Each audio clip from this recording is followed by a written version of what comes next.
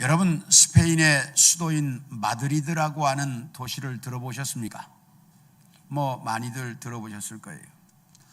특히 축구로 유명합니다. 이 마드리드와 스페인의 제2의 도시인 바르셀로나라고 하는 두 도시가 있는데, 이 두 도시는 1492년 스페인이 하나로 통일되기 이전에는 서로 다른 왕국이었습니다. 그러다가 1492년에 스페인이 통일 왕국을 이루면서 이 두 도시가 한 나라의 도시가 되었는데, 그런데 마드리드 정권이 이 스페인의 정권을 잡으면서 바르셀로나가 상당한 지역적 차별을 당했습니다. 그러니까 이 지역적 차별을 당한 이 바르셀로나의 사람들이 하여튼 죽어도 우리는 마드리드한테 지면 안 된다. 그래가지고 축구도 바르셀로나와 마드리드가 붙으면 이게 불꽃이 튀는 거예요. 그래서 뭐든지 바르셀로나가 안 지려고, 마드리드한테. 왜? 차별을 당하니까. 그래가지고 지금도 스페인 바르셀로나의 팀, 그다음에 마드리드의 팀 축구가 이게 굉장히 아주 불꽃이 튑니다. 두 팀이 붙으면. 그런 도시인데, 이런 두 도시에 한 시대에 세계적인 명성을 가진 두 사람의 테너 가수가 나타났습니다. 한 사람은 마드리드 출신의 플라시도 도밍고라고 여러분들 잘 아시죠? 예. 또 한 사람은 바르셀로나 출신의 호세 카레라스라고 하는 아주 유명한 이 두 명의 테너 가수가 나타났는데, 서로가 누가 잘하냐 이렇게 경쟁자인데다가 출신 지역이 앙숙인 그 지역 출신이기 때문에 두 사람은 서로 절대 나는 저 사람이 하는 공연에는 나는 안 간다, 이래가지고 서로가 서로의 공연은 안 가는 그런 사람들이었습니다. 그런데 1987년 호세 카레라스가 백혈병의 판정을 받습니다. 이 백혈병의 판정을 받고 백혈병을 치료하기 위해서 다 알아보니 미국 시애틀에 세계적으로 유명한 백혈병 치료하는 의사와 그 시설이 있다는 걸 알고 스페인에서 미국의 시애틀까지 비행기로 오고 가면서 치료를 받습니다. 한두 번도 아니고 오랫동안 이 백혈병 치료를 받다 보니 모아놨던 재산 다 탕진을 했는데 병이 다 낫지를 않았습니다.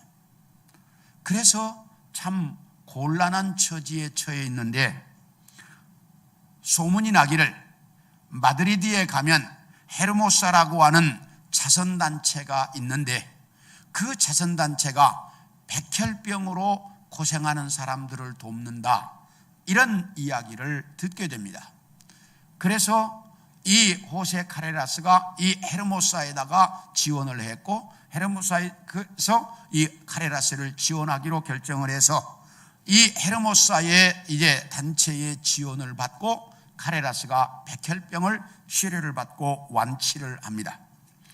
그래서 건강을 되찾은 이후에 카레라스가 정말 열심히 노력을 해서 세계적인 명성을 다시 얻고, 그러다 보니 많은 수입을 얻게 되었습니다. 그러자 자기를 살려준 이 헤르모사 단체에 기부를 해야 되겠다고 생각하고 많은 돈을 가지고 이제 헤르모사 단체를 찾아갔습니다. 그래서 이야기를 하고 이제 기부를 하려고 서류를 작성하려고 보다가 카레라스가 깜짝 놀랍니다. 왜냐하면 그 헤르모사라고 하는 단체의 설립자 겸 이사장이 플라시도 도밍고였기 때문입니다. 이게 카레라스가 깜짝 놀랐습니다. 그리고 알아보니까 이 카레라스가 백혈병으로 어려움에 처해 있다는 이야기를 들은 플라시도 도밍고가 자기가 돕고 싶은데 자기가 도와주면 자기의 도움은 안 받을 것 같으니까 헤르모사라고 하는 자선단체를 만들어 가지고 이 카레라스를 도와준 거였어요. 이것을 알게 된 카레라스는 너무나 감동을 받았습니다. 그래서 어느 날 플라시도 도밍고가 이제 공연하는 한 공연장에 이 카레라스가 찾아갑니다. 그리고 이제 공연이 거의 끝날 때쯤 그리고 공연장으로 올라갑니다. 그리고 올라가서 이 도밍고 앞에 무릎을 꿇고 앉아서 자기를 도와준 것들을 공개적으로 다 발표를 하고 내가 이렇게 도움을 받아서 살게 되었다. 고맙다. 그러면서 자기가 그동안에 그렇게 못되게 굴었던 것들을 용서해달라고 용서를 빕니다. 그러자 이 도밍고가 그를 일으켜 세우고 그리고 그 둘이 이제 이렇게 아주 뜨거운 포옹을 합니다. 그러자 이 공연장은 그야말로 이제 감동의 도가지가 됐고 그 이후에 이 플라시도 도밍고와 이 호세 카레라스는 같이 공연을 하는, 그래서 형제들처럼 세계적인 공연을 했던 것으로 잘 알려져 있습니다. 오늘은 2021년도 맥주 감사주일로 지키는 날입니다. 그런데 지금 우리들 중에는 보리농사를 짓거나 밀농사를 짓는 사람들이 거의 없습니다. 그래서 어떤 분들은 우리가 이 맥주 감사주의를 지켜야 하냐, 이런 상황에서 이 맥주 감사주의를 지킨다는 것이 이게 어울리지 않지 않느냐, 앞뒤가 안 맞는다, 이렇게 말하는 분들도 있습니다. 그런데 이 맥주 감사주일은 꼭 보리나 밀농사를 지은 사람들만 지키는 절기는 아닙니다. 그래서 오늘은 이 맥주 감사주일에 대한 말씀을 여러분들과 같이 좀 나누려고 합니다. 첫째, 맥주절이라는 것이 어떤 날짜인가, 어떤 날인가 하는 겁니다. 우리 다 같이 9절과 10절 초반절을 봅니다. 시작. 7주를 셀지니 곡식의 낫을 대는 첫날부터 7주를 세어 내 하나님 여호와 앞에 77절을 지키되, 이렇게 말씀합니다. 여기 7주, 곡식의 낫을 대는 첫날부터 7주를 세워서 그날에 77절을 지켜라, 이렇게 말합니다. 여기 뭐라고 이야기하냐면 곡식의 낫을 대는 날부터 이제 7주를 세어라. 그런데 이 곡식의 낫을 대는 날, 여기는 이렇게 말하지만 다른 곳은 6월절로부터 7주를 세라, 이렇게도 말합니다. 그러면 이게 도대체 어떻게 되는 걸까? 신명기 16장, 오늘 본문이 들어있는 신명기 16장은 이스라엘 백성들 중에 남자들이 1년 중 꼭 지켜야 할 3개의 절기를 가르쳐주고 있습니다. 1절부터 8절까지는 6월절에 대해서 말하고 있습니다. 이날은 이스라엘 백성들이 애굽에서 430년 동안 종살이하다 해방된 것을 잊지 않도록 하기 위해서 지키는 절기였는데, 이 절기는 아비볼, 니산월, 다시 말하면 1월달 14일 날부터 일주일 동안을 지키는 것이 6월절이었습니다. 그리고 나서 이제 9절부터 12절까지가 오늘 우리가 읽은 이 맥주절에 대한 말씀이고요. 그 다음 13절부터는 초막절 또는 이제 수장절에 대한 말씀을 하고 있습니다. 이것은 1년 중 마지막 추수를 끝내고 나서 7월 15일 날부터 일주일 동안 지키는데, 이건 특별히 집에서가 아니고 초막을 짓고 초막에서 지내도록 되어 있는 절기였습니다. 그래서 여기서 말하는 6월절로부터 이제 7주를 세어서 7주가 지난 그 다음 날 50일째 되는 날을 77절로 지키라고 했는데, 이렇게 말한 이유가 6월절, 그 곡식에 낫을 대는 날부터 7일씩 7번, 77. 그래서 77절 이렇게 말하고요. 그 다음에 77은 49일이 지난 그 다음 날이니까 50일째 되는 날이다 해서 오순절 이렇게 말합니다. 우리는 오순절 그러면 성령 강림한 날로만 압니다. 그래서 성령 강림해서 오순절인 줄 알아요. 그거 아니에요. 성령이 강림해서 오순절이 아니고 오순절 날 성령이 강림한 겁니다. 이해가 되셨습니까? 그러니까 이 오순절이라는 말은 50일째 되는 날이다 그런 뜻이에요. 그렇다면 77절도 이해가 됐고 오순절도 이해가 됐는데 그러면 왜 맥추절이라고도 할까? 그 이유를 오늘 본문의 9절에서는 뭐라고 이야기하냐면 곡식에 낫을 대는 첫날부터 7주를 세라 이렇게 말합니다. 그래서 6월절로부터 49일, 곡식에 낫을 대는 날부터 49일, 도대체 이게 무슨 말일까? 우리 출애굽기 34장 22절을 봅니다. 시작. 77절 곧 맥추의 초실절을 지키고, 그러니까 77절 곧 맥추의 초실절, 77절이 곧 뭐라는 거예요? 맥추절이라는 말이에요. 그러니까 같은 말이에요. 그럼 왜 이 날을 맥추절이라고 그럴까? 자, 레위기 23장 15, 16절을 봅니다. 시작. 안식일 이튿날 곧 너희가 요제로 곡식단을 가져온 날부터 세어서 7 안식일의 수요를 채워라. 여기 보면 좀 잠깐 지우지 말고 놔둬봐요. 곡식단을 무엇으로 가져온 날? 요제로 가져온 날. 요제는 뭐예요? 제가 여러분들에게 몇 번 설명을 드렸어요. 제사에는 제사의 종류가 있고 제사에 뭐가 있다? 방법이 있다. 요제는 제사에 뭐다? 하여튼 감사해요. 잘 잊어버려요.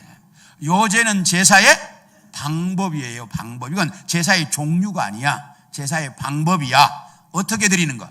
흔들어서 드리는 거. 네, 이게 요제예요.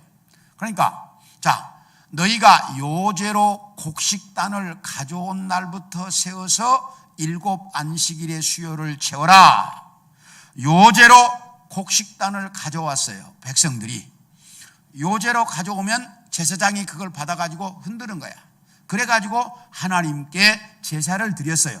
이제 곡식단을 가져오면. 자, 그러면 이 곡식단을 언제 가져올까? 가져온 날이 언제일까? 자, 레위기 23장 10절 11절을 봅니다. 레위기 23장 10절입니다. 이스라엘 자손에게 말하여 이르라. 너희는 내가 너희에게 주는 땅에 들어가서 너희의 곡물을 거둘 때에 너희의 곡물의 첫 이삭 한 단을 제사장에게로 가져갈 것이요. 그 다음 제사장은 너희를 위하여 그 단을 여호와 앞에 기쁘게 받으심이 되도록 흔들되 안식일 이튿날에 흔들 것이며. 여기 뭐라고 이야기하냐면 곡식을 너희가 가나안 땅에 들어가서 농사를 지어서 곡식을 처음 1년 중 처음 추수를 하면 해마다예요. 이건 한 번만이 아니라 해마다 처음 추수를 하면 곡식단을 한 단을 제사장에게 처음 추수한 걸 가져오게 돼 있어. 그러면 제사장은 그걸 흔들어서 하나님 앞에 제사를 드리라고 했어요. 그러면 이 처음 추수해서 가져온 날, 그날이 언제냐? 이 레위기 23장 10절부터 11절이 6월절에 대한 내용 가운데 나오는 말이에요. 6월절에. 그러면 6월절 제사는 여러분들이 듣기를 양을 잡아서 쓴나물과 무교본과 함께 먹는 건데 왜 그 사이에 이 요제, 이 곡식단을 흔드는 내용이 나올까?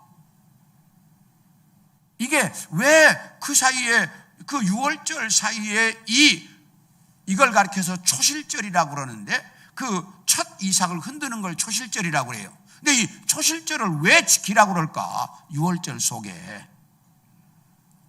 이것은 6월절이 시작되는 날이 니산월 1월 14일 날입니다.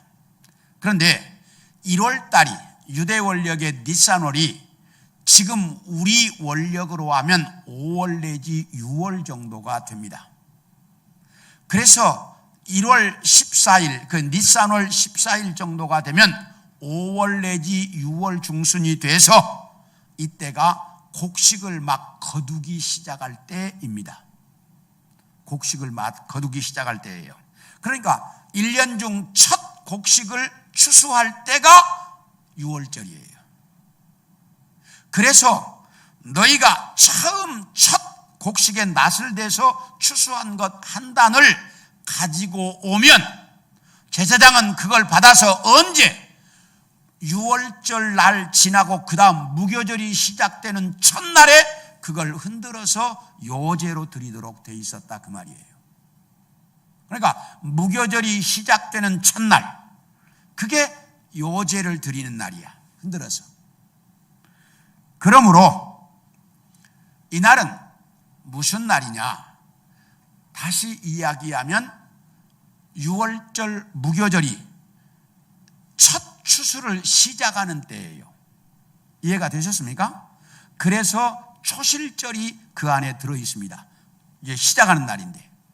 그런데 이날로부터 49일이 지나면 한 달, 한 20일 정도 되죠? 한 달 반 정도 되는데 49일이 지나면 그때는 보리나 밀, 다시 말하면 첫 번째 추수가 끝나는 때입니다.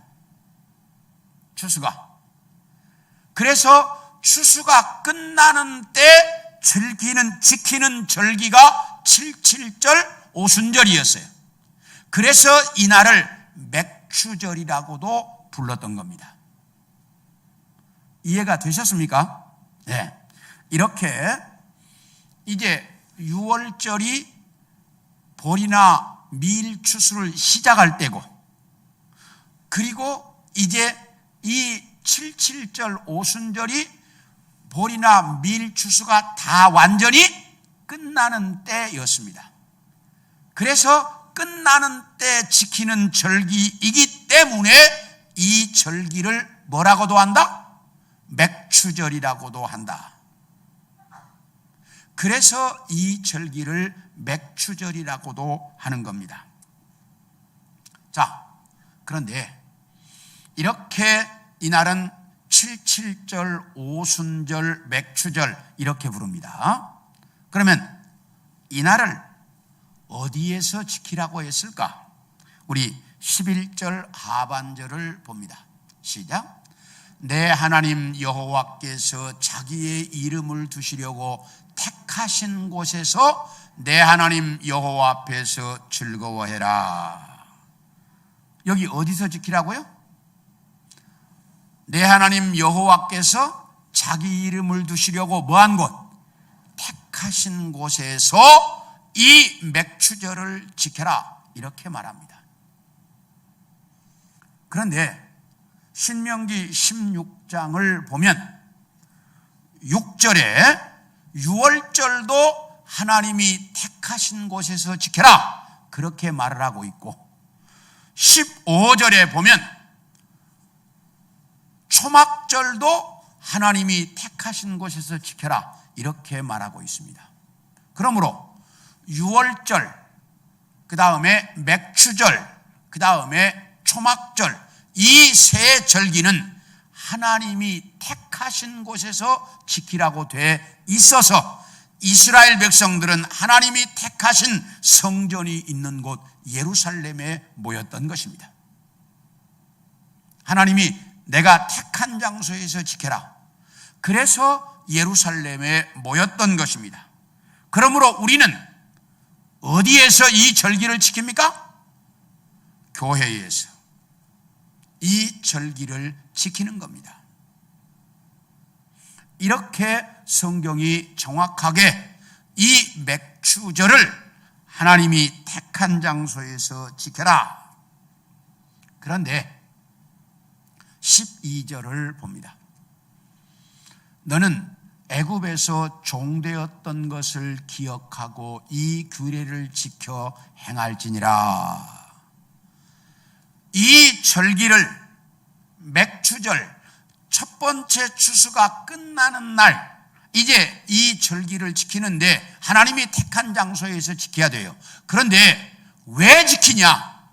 너희가 애굽에서 종으로 살았던 때를 잊지 말고 그것을 잊지 않기 위해서 이 절기를 지켜라. 그렇게 가르치고 있습니다.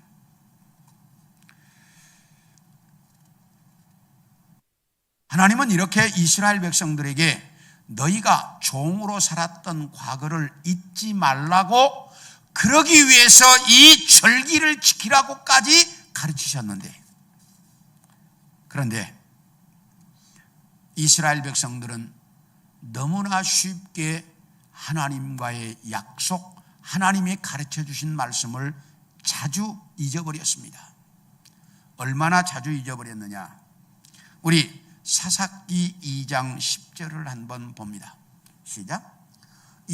그 세대의 사람도 다 그 조상들에게로 돌아갔고 그 후에 일어난 다른 세대는 여호와를 알지 못하며 여호와께서 이스라엘을 위하여 행하신 일도 알지 못하였더라.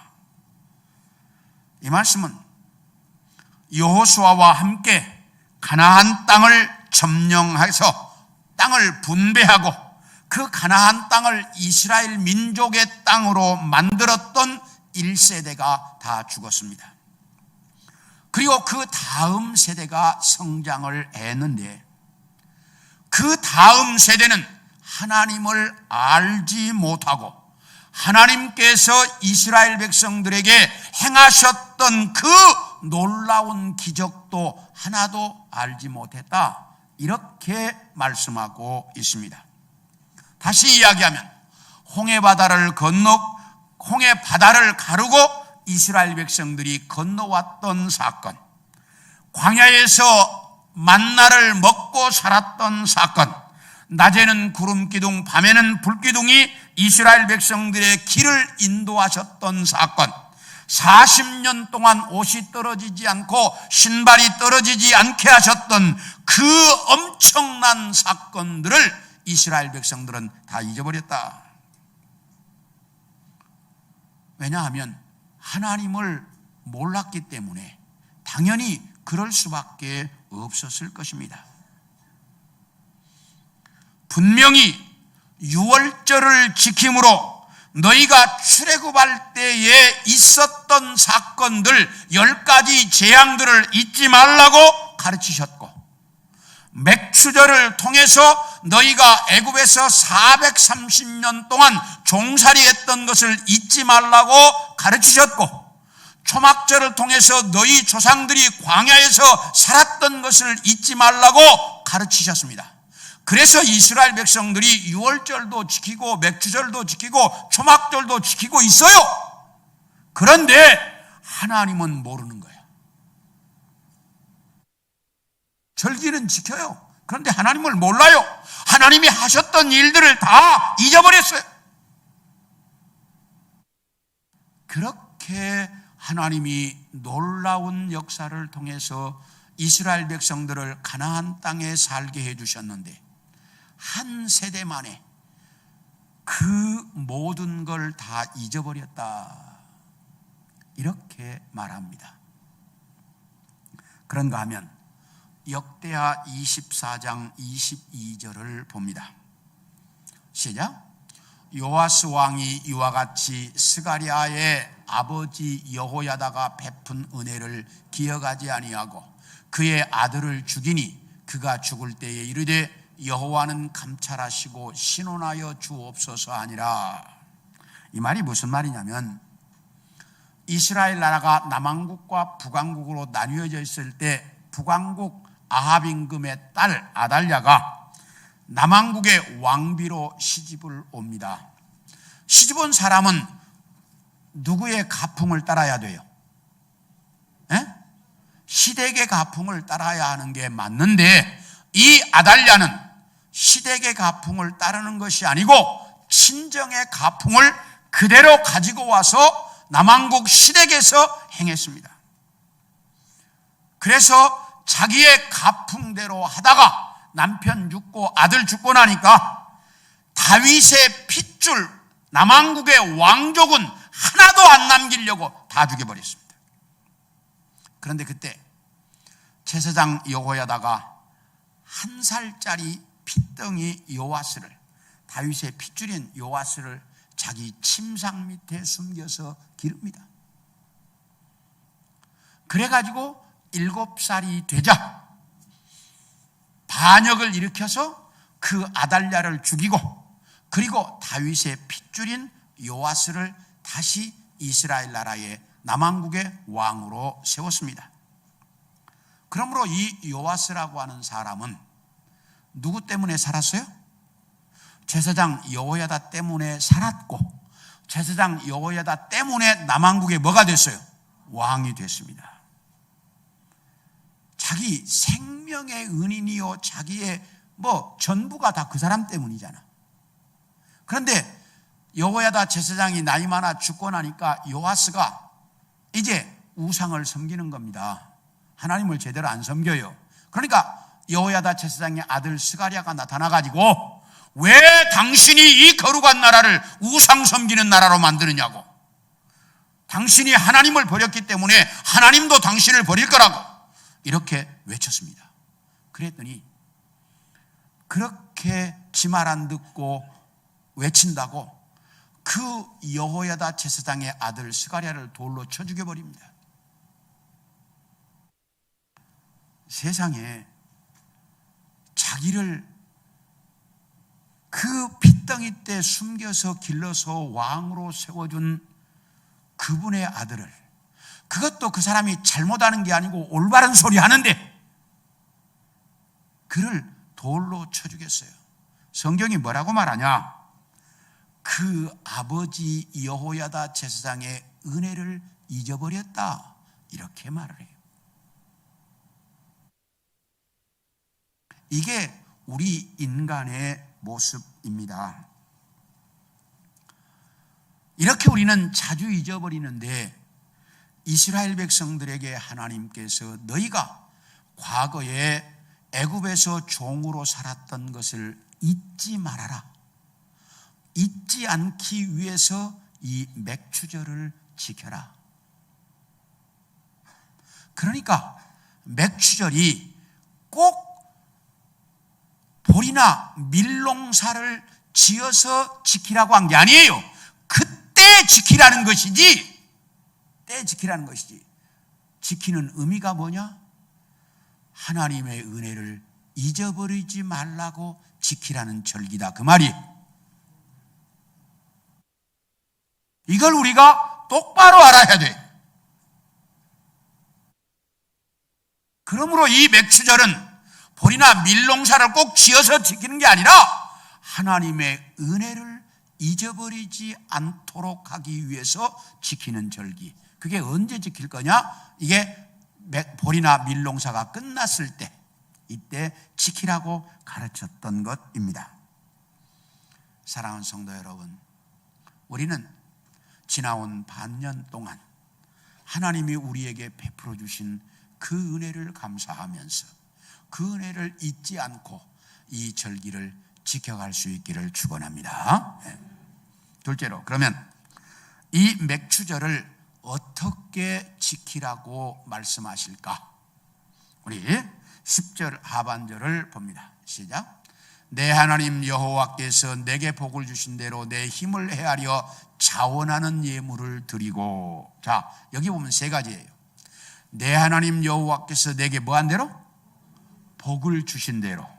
두 번째, 어떻게? 내 힘을 다해.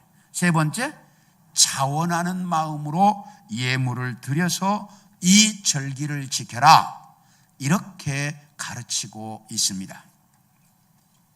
그러므로 우리는 하나님께서 나에게 복을 주신 대로 감사할 줄을 알아야 합니다. 우리 열왕기상 11장 9절을 한번 볼까요? 시작. 솔로몬이 마음을 돌려 이스라엘의 하나님 여호와를 떠나므로 여호와께서 그에게 진노하시니라. 여호와께서 일찍이 2번이나 그에게 나타나시고. 이게 솔로몬이라고 하는 여러분들이 잘 아는 이스라엘 나라의 임금의 말년의 모습입니다. 저는 이 세상에서 세상적인 축복을 제일 많이 받았던 사람 중에 하나, 그러면 저는 솔로몬을 이야기합니다. 얼마나 많은 축복을 받았느냐? 성경이 이렇게 말해요. 은을 돌같이 여기고 살았다. 그리고 주변 나라들로부터 받는 조공과 무역으로 벌어들인 돈이 그야말로 어마어마해서 세상 최고의 부를 누리고 살았습니다. 그래서 그가 사용하는 모든 그릇은 다 그릇까지도 금이었습니다. 그리고 세상 모든 사람들이 솔로몬의 지혜의 말을 한마디라도 듣고 싶어가지고 세상 사람들이 돈을 바리바리 싸들고 솔로몬을 찾아왔습니다. 솔로몬은 시인이었고 동물학자였고 식물학자였고 해양학자였고 천체물리학자였고 세상에 모르는 것이 없는 사람이었습니다. 그런가 하면 후궁과 첩을 1000명이나 두고 살았던 사람입니다. 세상에 없는 게 없고 모자란 게 없고 모르는 게 없는 그야말로 최고의 하나님의 축복을 받았던 사람입니다. 그런데 그 많은 여자들의 꼬임에 넘어가서 하나님을 저버렸습니다. 그리고 우상을 섬겼습니다. 그러자 하나님께서 그에게 진노하셨다. 이렇게 성경은 말하고 있습니다. 저는 늘 생각하기를 하나님의 은혜를 가장 저버린 대표적인 사람, 그러면 솔로몬을 생각합니다. 그런가 하면 또 이런 구절도 있습니다. 우리 고린도후서 8장 2절을 봅니다. 시작. 환난의 많은 시련 가운데서 그들의 넘치는 기쁨과 극심한 가난이 그들의 풍성한 연보를 넘치도록 하게 하였느니라. 이 말은 마게도니아 교회 성도들의 모습입니다. 뭐라고 이야기합니까? 환난의 많은 시련 가운데서도 기쁨이 넘쳤고 극심한 가난 속에서도 풍성한 연보를 드렸다. 왜요? 하나님의 은혜를 잊지 않으니까, 은혜가 감사하니까. 하나님의 은혜를 잊지 않고 하나님이 나에게 복 주신 것을 아는 사람은 그렇다 그 말이에요. 그런가 하면 내 힘을 다해 감사해라, 이렇게 말합니다. 내 힘을 다해. 우리 누가복음 17장 17절과 19절을 봅니다. 시작. 예수께서 대답하여 이르시되 10사람이 다 깨끗함을 받지 아니하였느냐? 그 9은 어디 있느냐? 그에게 이르시되 일어나 가라, 내 믿음이 너를 구원하였느니라. 이 말은 여러분들이 잘 아시는 말씀일 거예요. 예수님께서 갈릴리와 사마리아 사이에 어떤 마을을 지나가실 때 10명의 문둥이가 예수님께 가까이 오지도 못하고 주님이 지나가신다는 이야기를 듣고 소리를 지릅니다. 다윗의 산 예수여, 우리 좀 불쌍히 여겨달라고.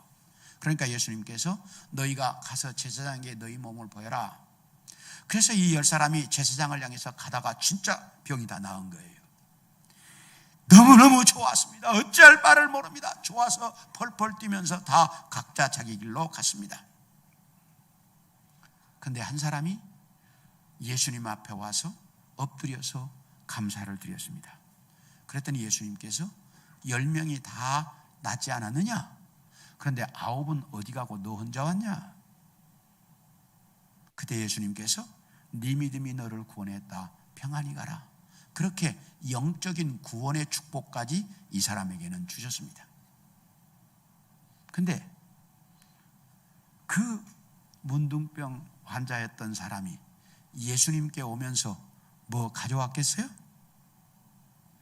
뭐 환자였던 사람이 문둥병을 뭘 가져왔겠어요? 뭘로 왔겠어요? 빈손으로 왔겠지. 그러나 뭘 가지고 왔어요? 자기 마음의 감사를 가지고 왔어요. 자기 병을 낫게 해주신 그분께 자기 마음을 다해 감사하고 내 힘을 다해 그가 할 수 있는 대로, 내가 할 수 있는 대로 감사해요. 그런가 하면 자원한 마음으로 해야 한다라고 오늘 가르치고 있어요. 우리 마가복음 12장 43, 44절을 읽겠습니다. 시작.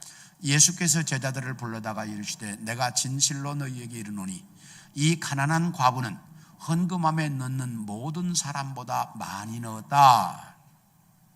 이 말은 이제 43절 시작. 44절. 그들은 다 풍족한 중에 넣었거니와 이 과부는 그 가난한 중에서 자기의 모든 소유 곧 생활비 전부를 넣었느니라. 이 말씀은 예수님께서 사람들이 헌금하는 모습을 쭉 보시고 있더니 제자들을 부르셔서 얘들아, 오늘 많은 사람이 헌금을 했는데 그 중에 저 과부가 제일 많이 헌금했다. 예수님이 딱 그러시는 거예요. 그런데 실제로 부자들은 5만 원짜리 지폐도 했고 수표도 하고 금화도 하고 은화도 했습니다. 그런데 이 과부는 500원짜리 동전 딱 2개 한 거예요. 그러니까 실제로 따지면 이건 아무것도 아닌 거예요. 500원짜리 동전 2개 했어요. 그런데 예수님께서 이 과부가 제일 많이 했다. 그러면서 이렇게 설명하시는 거예요. 다른 사람들은 자기가 많은 것 중에 있는 것 중에 일부를 헌금했지만 저 과부는 자기 생활비 전부, 가지고 있는 것 전부를 헌금했다. 그러므로 저 과부가 제일 많이 한 것이다 라고 예수님께서 제자들에게 가르치셨습니다. 자, 그러면 이 과부에게 누가 생활비 전부 헌금하라고 했습니까? 누가 한 거예요? 본인 스스로가 한 거죠. 내 전부를 하는 것도 스스로가 한 거예요. 그래서 주님께서 가르치시기를 이제 이렇게 말씀하신 거예요. 저 과부가 제일 많이 했다. 오늘 본문이 너희가 맥추절을 지키되 하나님이 나에게 복 주신 대로 내 힘을 다해 자원하는 마음으로 해라. 그렇게 가르치셨어요. 오늘 이 맥추절을 여러분들이 정말로 이제 그렇게 지킬 수 있기를 소원합니다. 그런데 또 이렇게 말씀하셔요. 우리 11절 상반절을 봅니다. 시작. 너와 네 자녀와 노비와 내 성중에 있는 레위인과 및 너희 중에 있는 객과 고아와 과부가 함께 뭐라고 이야기하냐면 이 맥추절을 너희가 지키되 네 가족이 다 같이 그리고 너와 함께 있는 사람들이 다 같이 이 맥추절을 지켜라. 이렇게 가르쳐요. 그러므로 우리는 내 가족이 다 같이 지킬 수 있어야 하고 그리고 내 회사의 직원들이 다 함께 이 맥추절을 지킬 수 있어야 한다 그 말이에요. 오늘 우리 코리아 드림넷과에 너무 감사한 것이 원장님들 전부가 다 왔어요. 직원들. 이렇게 하나님께서 맥추절을 지키되 너희가 너희 가족과 너희 그 같이 있는 사람들이 다 함께 이 절기를 지켜라. 그렇게 가르치고 있습니다. 그러므로 맥추절은 어떻게 지킬 것인가? 오늘 성경이 이야기하는 것처럼 하나님이 너에게 복 주신 대로 내 힘을 다해 자원하는 마음으로 나와 함께 있는 가족과 모든 사람이 같이 지키는 날이에요. 이것이 맥추절이다. 그런데 마지막으로 한 가지, 하나님 앞에서 즐겁게 지켜라, 이렇게 말합니다. 우리 11절 마지막 부분을 봅니다. 시작.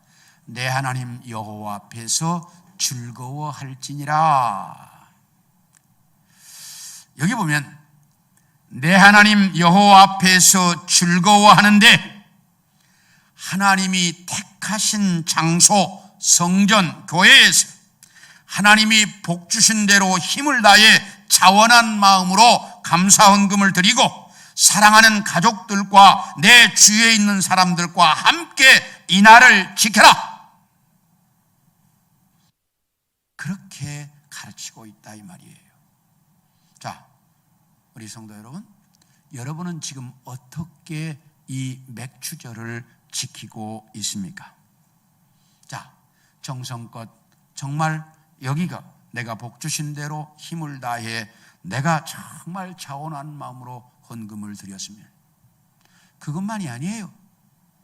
내 가족과 함께, 내 주변에 있는 사람들, 내 회사의 직원들은 일하는데 나만 나와서 예배 드리는 거, 이거 안 된다 그 말이에요. 같이 하나님 앞에 이 날을 지켜라. 그렇게 네가 지키면 네 마음속에 기쁨이 있지만 내 가족 중에 일부가 나오지 못하고 내 직원들이 나오지 못하고 내가 이 예배를 지킨다면, 이 절기를 지킨다면 내 안에 진정한 기쁨이 없을 거라는 거예요. 그래서 네 안에 진정한 기쁨이 있을 수 있도록 하나님 앞에서 즐겁게 이 절기를 지키라고 가르치고 있습니다. 이제 원하기는 우리 성도들 모두가 정말 이 오늘 본문이 가르치는 것처럼 이날은 77절, 오순절, 맥추절이라고 하는데, 이날은 내가 정말 하나님이 나에게 복 주신 대로 힘을 다해 자원하는 마음으로 예물을 드리고, 그리고 내 가족과 내 주변 사람들이 다 함께 나와서 하나님 앞에 즐겁게 지키는 날이 이 날입니다. 이렇게 이 절기를 지킬 수 있는 우리 성도들 모두가 되어질 수 있기를 축원합니다.